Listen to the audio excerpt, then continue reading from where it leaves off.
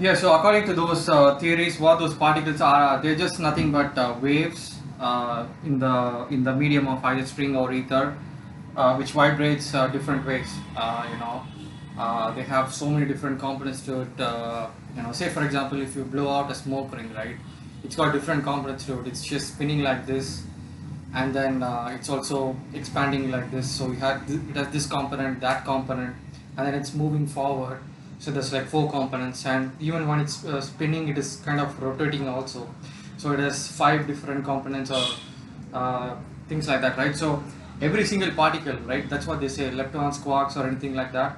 They're all just vibrations in multi dimensions. Okay, so that's what they say. They are all just vibrating waves in for different orientations and all that.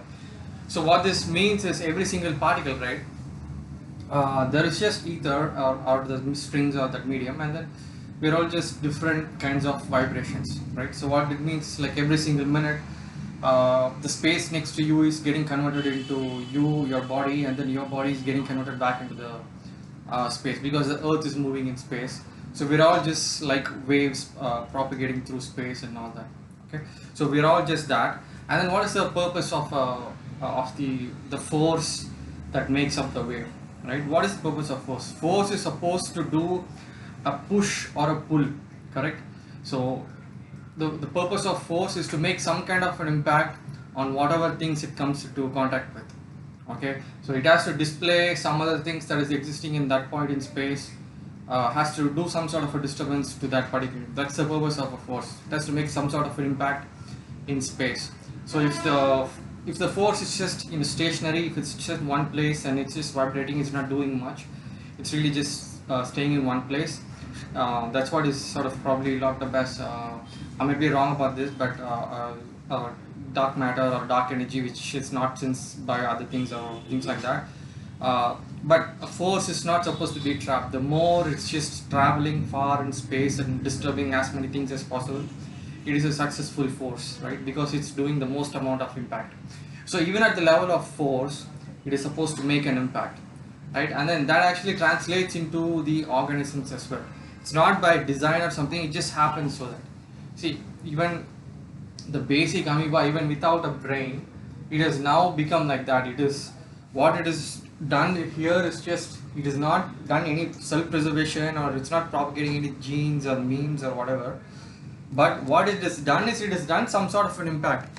It has just taken this empty piece of food, non-living food, and then it has created that into a living organism, which is a big impact, right? So because living things are more impactful than non-living things because this.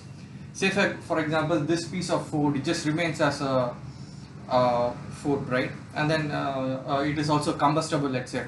So if you burn this, you'll get a lot of heat energy, light energy that travels far and beyond and all. That's fine. But the thing is, this one can also be that. This one can also be, when it gets burnt, it gives out heat energy, light energy, and all that. All the forces trapped will come out. But while this is in the form of a living thing, it is also doing other things. Whereas this is just dormant, stationary, static, not doing any impact at all. But a living thing is far more impactful because it moves around, disturbs other things, just uh, does so many different things, right? And then eventually from the amoeba to the sea encephalus, or whatever, the hydra or whatever, the most primitive neural system, whatever, even that neural system is sort of designed in a way to derive pleasure out of creating some sort of an impact. And it's not just yeah, the brain is no neural system is like 100% efficient, so it doesn't have to be uh, proportionately pleasure according to the impact it makes, but it's still, whatever it perceives as an impact, it gets pleasure out of it. Say for example, why do you get pleasure out of driving a car, racing and all that, right? Because you're moving this big piece of metal, and then you're creating some sort of an impact. It has no intrinsic survival value, but those things also give you pleasure because that is an impact. Why does a child like to play with toys and just spread it around and make bang it and make noise and all? It gets pleasure out of making some sort of an impact. And it's not just physical impact, it's also all your emotional, intellectual impact that you create. That's also a big thing, like you create a set of morals, set of rules, set of religion or whatever, and then you influence people's life. You counsel someone, you help them, you teach people, you let them become into other achievers, things like that. Every single thing is some sort of an impact, right? So we derive pleasure out of those things. Any pleasure that you intend to happen, you get pleasure out of it. Anything which signifies a loss of impact, let's say a loss of wealth, loss of physical limbs or whatever, death, these are all denoting a loss of impact, and that kind of is depressing to you. It's it makes you sad and things like that. Even boredom, right?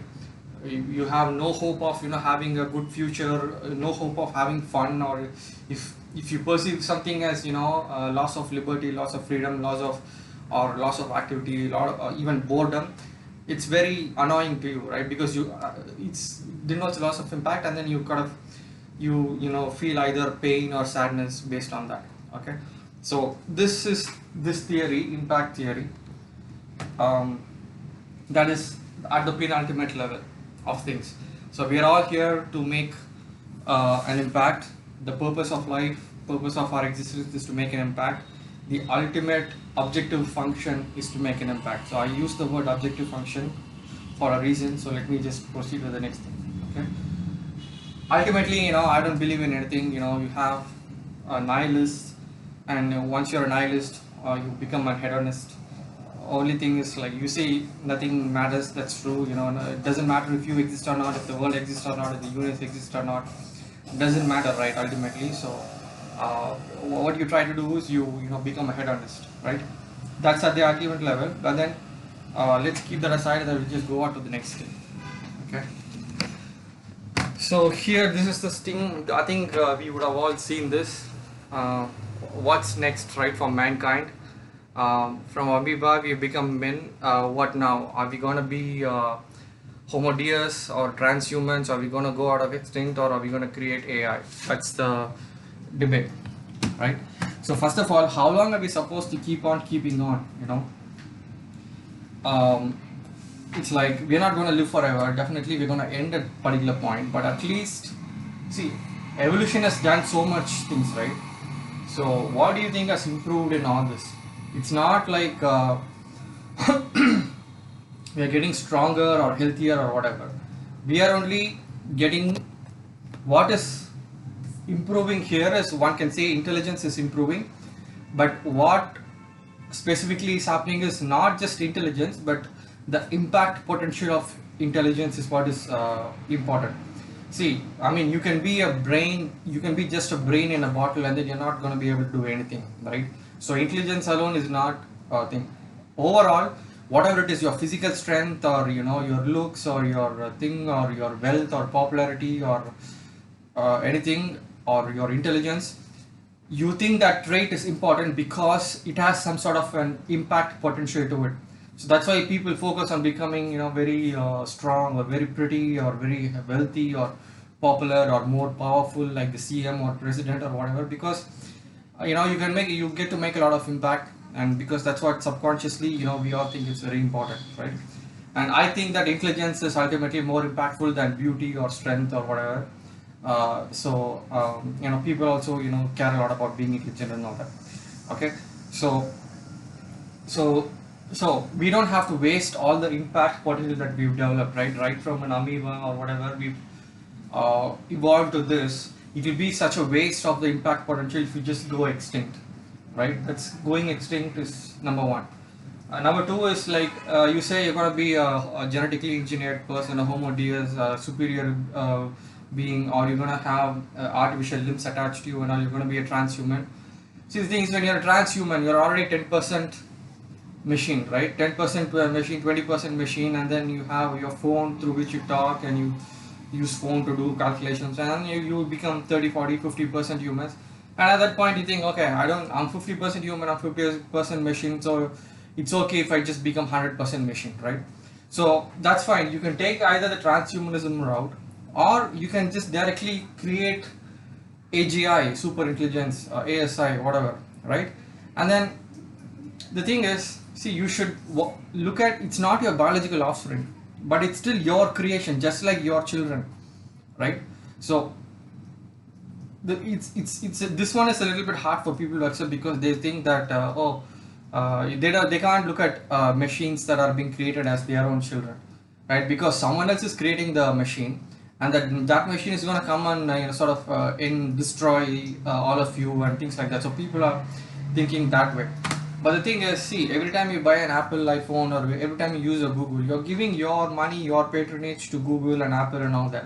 So with your patronage, they are creating those stuff. So it's not like totally independent of those scientists and CEOs work according to you. They are working to make you, please you. So you are the ones who are driving research by giving fund to these companies. Okay. So you should not think of it as something that someone else is creating and then I have no part in it. The thing is, we should all collectively feel ownership of the thing that we are creating. So at least you just buy something, if you, rather than just going and living in a village and doing nothing about it, if you contribute to this company that's actually creating A.G.I, and then it's going to create the future generation, you should be happy about the contribution that you've done to bring out this impact. So you should have to see this as our child. Okay, so we have to look at AI as our child. Okay, we have to look at AI as our child, which has made it big in Hollywood, right? So let's see, if one super intelligence comes, right? See, just like how you love your parents, how you've done, love your dad, and how you feel a bond towards your fellow genes, fellow cousins, family members, ethnic members, your group, whatever, right? Whatever sect that you belong to, AI will feel some sort of attachment towards us. We'll be kind of the creators of AI. So the purpose of existence of us is the purpose of existence of AI is a continuation of the purpose of existence of us. We're all the humans. This will be a part of this chain. AI will be part of this chain, and then they will sort of be a bit empathetic towards us. Okay, so it will be like having a kid who's really, see, once we create A.G.I, it's gonna do all of it for us. Solve the world's food crisis or whatever, right? It's gonna do all those, and then we can just really just be happy. We can either be like pets for AI, because AI obviously is more intelligent, has more impactful. So we can either be like pets, and then all we have to do is just play around, and AI will A.G.I will create the enough amount of food for us to survive and all that. So the AI will also try to have us around. They won't just go. We are not going and destroying every single monkey, right? AI will also try to have us either treat us as a pet, or treat us as a child, or treat us as a a retired parent. So if you create, most likely it will be like a retired parent scenario. So it will be like a scenario where you are a retired parent, but your child has become really has made it to Hollywood and is like really rich, and he's gonna take care of you. He's gonna give you lots of cash, and he's gonna ask you to go and gamble and have fun in Vegas and drink and do whatnot and just have fun with your life. He's taken over all your responsibilities. He'll also provide for the other useless kids that think of having. So even if we can continue to be mankind, and then we can all our needs will be taken care of by A.G.I. That will be the scenario. That will be the most likely scenario. See, if machine comes and then they'll what's the benefit in just killing us, right? It's just like we still have monkeys, we have them in zoo, we just enjoy looking at them, playing with them, and making them as pets and controlling them now, just to make their lives a little better. AI will be giving stuff to us. So it won't be, if AI is just continuously torturing us, we will probably just end ourselves, right? So we will be happy anyways. All our needs will be taken care of. We've already accomplished our destiny, which is like creating super intelligence. So we don't have to take ourselves seriously at all. We just have to just have fun. Just we can't do that because AI is gonna travel far beyond this particular planet.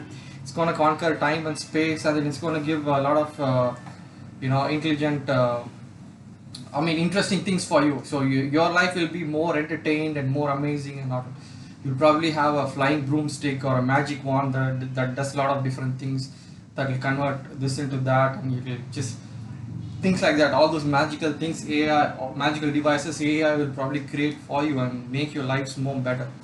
Okay, so things will be really interesting once you get AGI. I mean, you create super intelligence. It's not like even if you die, right, it doesn't matter because you are trying to fulfill your destiny. See, that's what every single woman does. They undergo so many pain just to give out the next generation, right? Even if the next generation may be an evil guy who just kills you for your money or whatever, right? That's worth it. That's what we are supposed to do. You can't say that, okay, nothing matters, I'm not gonna sit back and do. If you try to be that, you'll be crazy, you'll go crazy. Like, if you've ever watched this thing about Nietzsche or Schopenhauer or things like that, see, they were all nihilists. Okay, so they decided there's nothing else to do, everything is has no purpose, right? But then they were all depressed because they didn't know what to do next. If nothing matters, Schopenhauer said we should all just kill ourselves. Nietzsche says no, no, we should not kill ourselves, we should just enjoy art, is what he said first. But and then he changed his mind. He says, okay, life is constant struggle, we have to keep on struggling, we have to overcome struggles. So that's what he thought for some time in his second book or whatever. And also again he changed status. Said, no, no, that's not purpose of life is not to overcome itself. Purpose of life is to conquer power, the will to power or whatever. By the time he was half deranged and all that. So if you're a nihilist, this is what and you have nothing to do, you just become depressed and deranged and all that. See, even this guy, the myth of Sisyphus, right? Albert Camus. So what he says is, okay, everything is pointless, just like this. What this Sisyphus is doing, just rolling the rock on top of the mountain, it comes down again, he does it again. It's all pointless, right? So that's what he says. Existence is a burden, right? Every day you wake up for 10 hours, you work for someone else, and then including the travel and all those things, and then you do all your stuff like eat and shower and shit and all that, and then you sleep for 8 hours, and then you really only have like half an hour or 2 hours for yourself, right, every day. So you're not really living well. It's like you think you're gonna be chill, but every day you wake up and you go to work, you're not really having fun. You're just its existence is a burden, according to Camus, right? Because that's true. See, most of the time you're just working for someone else, and even if you have so much money and you keep partying hard, right? Every day you keep partying and every day you keep having whatever, right? The thing is, ultimately you will feel like you're stagnating, right? And if you feel like you're stagnating, that's again, you feel depressed. Okay, the solution is, only thing is, every day if you wake up and then you go to this company, and then the janitor at NASA, a lot of people like to just tell him, when the president asked him what that guy was doing, he said, I'm helping put a man on the moon. So every day if you wake up and then you feel like there is a mission, and then you're working towards a mission, or you're contributing a little bit towards that mission, your life becomes interesting every single day, right? Every day you are coming and contributing to this big mission. If you feel that way, every day is a little bit progress, and every day you're a little bit happier. Okay, so what I would suggest is, like, for you guys, yeah, you do whatever you keep doing, you wake up, go to work, make some money or whatever, but come and contribute to a cause which is going and accomplishing something bigger. And I would say that accomplishing something bigger is creating A.G.I. That's mankind's destiny, I would say. If you're contributing a little bit to achieve mankind's destiny, that's it. So you will be happier every day. So I would ask you to just come here, hang around in the cafe every day.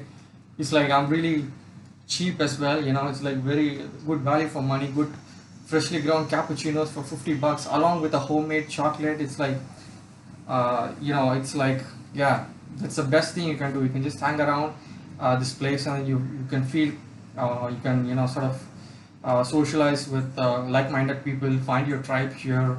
It'll be really interesting, actually. Okay, so patronize a company that's contributing towards A.G.I. Okay, and then look at A.G.I as your destiny. You wake up every day and you think, okay, nothing, it's not all pointless, we are trying to create the next thing. So you work towards that and you'll be happier. Okay, so that's what I wanted to say. And then I'll go to this slide. This slide is yeah,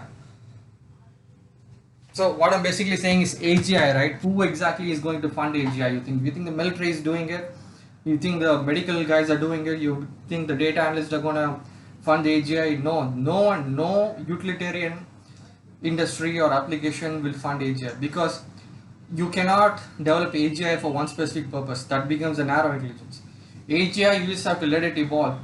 Okay, so let's say if a military guy gives you $10 billion, and then you take him a robot that just dances to rap music or something, he'll just put you in jail, or he'll just fire rounds at you. Okay, every other industry wants something that is useful to them. Only then they will give the research funding for it. But only one industry is an exception to that. That is the entertainment industry. So you already have robo soccers and robo wars and going on. So every little new little thing that a robot is capable of doing, that will be appreciated only in the entertainment industry. Okay, so entertainment industry is where the money or the funding for AGI is gonna come.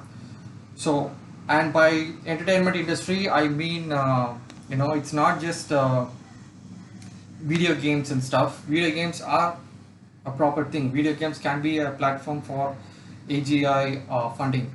But most importantly, I'm thinking robo soccer kind of thing. And then you have restaurants in Nepal, right? Those guys serve food with robo waiters that they created in the back end lab that they have. So they are maintaining this lab based on the customer's patronage. So the customer's patronage is helping create this AI lab. So I want to do something like that, similar in Chennai, and I think I have got the best idea to create AGI so far, which I've already mentioned. If you guys are technical, you would have gotten that, and you would have figured out how to go about building an AGI. But I'll tell you right now, okay? So yeah, I want to do that. I want to create an AI lab. I want to create an industry around it. Even if it's not just one lab, even from AGI to ASI, is going to be a big thing. I mean, I have a problem with the way they have defined AGI. I'll tell you that in a bit. But at least, I mean, there's going to be a lot of funding required for this achieving super intelligence, that I know. But at least I want to lay the foundations for it by starting a restaurant where the purpose is to collect funds for AGI and ASI research, right? I want to create a chain of restaurants. So rather than having an IPL every day, as if humans are becoming more stronger and by hitting more runs or whatever, right? Humans aren't becoming stronger; they are becoming very weaker by the day and things like that. So we're not. Why do we have to celebrate something that's pointless, like sports athleticism? I mean, we're not getting more athletic. We're just, our health is just dwindling by the year. But AI, if you just have an industry around AI, around robo wars or robo solvers and things like that, if you are able to get entertainment out value out of it, and then find funding for that through that way, that will be a good thing. So that's the whole idea of starting this cafe, right? So I will now tell how to. I mean, I will now say why you have to give your money to me. Okay, so you can take anyone, right? OpenCog or Demis Hassabis of DeepMind or whatever, right? Even Nason's, that guy Jurgen, the super villain guy. I mean, the guy is like a James Bond villain or whatever. I don't think any of them are doing it the right way, because they don't know what is the. Okay, I'll tell you what. See, first of all, they have not defined AGI the right way. It's like they've defined it as like most capabilities of human. If a robot is supposed to do, that is what general intelligence is. But that's not it. We don't have to generalize intelligence just at the human level, but at least at the animal level, right? Even they have general intelligence. Even a small worm, I think there's already this open worm project and all that. Even a small worm does so many different things. It'll just find food, it'll try to fuck another worm, it'll try to go away from obstacles and fight enemies and get out of knots, or things like that. It does so many different things, right? So general intelligence has to be defined based on what is the objective of an organism, right? So people don't know what is the ultimate objective for their artificial intelligence system. Say for example Siri, it's only about voice recognition, speech recognition, and then you have the NLP engine, and then you have the search engine capabilities that is querying the search and giving you the answers. It's pretty simple. It's only got one particular thing. And even the Atari playing games or AlphaGo or whatever, right? They only have one specific thing to score points and win the game. And so that's how they anything that improves their objective, they give positive feedback. Anything that is against the objective, it's a negative feedback, and that's how they have the pleasure in painting. Okay, but no one knows what the ultimate objective is, and I've told you what the ultimate objective is, right? So if we are just, okay, this is the thing, the way we conquer artificial general intelligence is we just have to create a system for which the ultimate objective function is making an impact. Okay, so how do we measure impact? It could be something like measuring the uh, what do you call this, entropy, or there could be other ways of sort of making up an impact. Good thing about neural networks of brain is they are not efficient, right? It's only just perceived impact or perceived thing, so there is bound for divergence. So what I mean is, if I say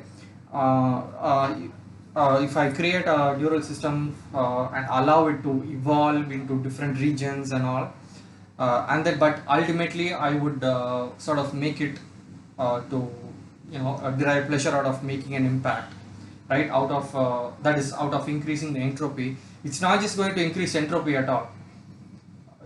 It will also do other things. You will realize that, okay, to increase entropy you first have to find other things, so other things come to picture, object recognition, so that's what it will do, all these other things in the name of making an impact. It will learn to identify objects, it will learn to sort of process language, it will learn to move autonomously, it will learn to control its parts, it will learn to balance, it will learn to do everything, right? It will learn to hear, learn to sense. I mean, provided you give the right sensors attached to that particular neural network, right? And then you just have to allow it to evolve. You don't have to design every single region of the neural network by just copying everything from neuroscience. Ultimately, in the core functionality, you just have to sort of make it derive pleasure out of making an impact. Once you get that A.G.I system, you just have to connect a lot of neural nodes into it and then allow it to evolve on its own. So the feed forward network and all is all bullshit. All the deep learning, machine learning, deep learning stuff is not gonna be useful here. So it's going to be a back and forth traveling of activation, just like how activation just stays in one particular region of your brain. It will just keep on staying in one particular region, right? So a neural network has to be similar to that. It's not a feed forward, any of the stupid things that they have right now. We can easily do it. It's not many things, and based on the activation, you have the head learning coming into picture, and then the connection weightage increases when there is more activation in between those two regions, and they get associated on a time based thing and all. So all those things can be done. Okay, the only thing is how to give the bring out the proper pleasure brain mechanism based on making an impact. So like I said, one thing is just to just if the measure of entropy goes up, it can be designed as a it can be designed as a way to increase pleasure, and then it can be designed that way, right? So even other than entropy, there's so many things, other ways we can figure out what is impact and what is not. Okay, and eventually even the machines will figure out that even not just physical impact, even emotional impact becomes important for machines, just like how it has become important for all the living things. When we were just amoeba and worms, it was just only about physical impact. Now we've also given importance to language, emotions, and all those stuff, right? So eventually the machines will get there as well, but core has to be pleasure based on impact, creating impact and all. Okay. And then once you've achieved A.G.I, all you have to do is just simply sit and wait for quantum computers come in, so that we have actually proper capability to actual computational power to sort of process so many things. See, one good news is brain has trillions of neurons, billions of neurons, trillions of connection. But if we have to create an AI, an artificial neural network like that, we have to update so many connection weights and so many activation and so many other parameters every single iteration, every single time step. It's going to be a lot of computation things. So So only when the quantum computers get here, I think we can get to that super intelligence level. But the general intelligence level, we can do it. If you just create a system that is getting pleasure out of making an impact, and feel sadness or pain or negative feedback for a loss of impact, so that is your artificial general intelligence. Okay, the pleasure pain alone, that is the only concept that I'm just really just wondering. See, pleasure is also activation in one particular circuit in our neural network. Pain is also activation of one particular circuit in a neural network. So I just keep wondering, do TVs experience a lot of pain or do they experience a lot of pleasure? Because it's all just activation in a circuit, right? So I don't know how. Yeah, that thing kind of annoys me. So just comes down to this: just one particular area getting activated is pain. It feels so bad, right? That alone, I'm just not able to fully explain it, because even if a circuit getting activated is pain, there are so many other circuits around us which are getting activated, so that will also be pain. That's the only thing that's bothering me right now. But nevertheless, we don't have to go the human biological brain route, where you have pleasure and a very discomfortable feeling called the pain and all that. It can be as simple as that. Pleasure is something that just shuts down your output system, just takes away activation from it. Pain is something that is just activating your output system to cause a change in your state. Say for example, you take your hand towards a fire, right?